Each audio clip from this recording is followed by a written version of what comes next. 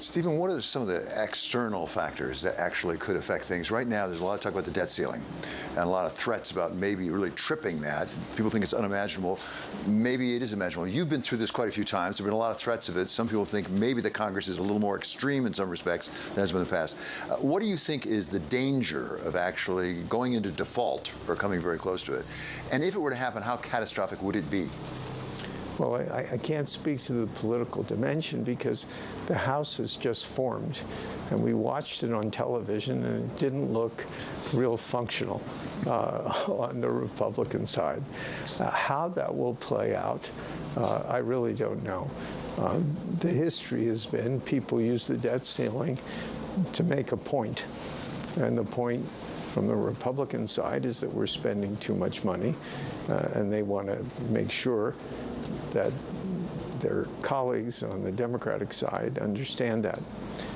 In actual default, we've been through this a number of times where it's gotten quite close, and it's got a variety of really bad effects, and particularly with the dollar being the reserve currency of the world, which gives us a special status. It allows us to issue debt when other people can't. You mentioned about the political disunity, if I can call that, in the Republican Party, and you're not a politician, you don't involve that. At the same time, as I recall, you did support Donald Trump early on. Where is the leadership of the Republican Party right now, and where should it be from your point of view? Well, I said publicly, as to the next presidential election, that I think we need to move on for both parties. It's a next generation of leaders.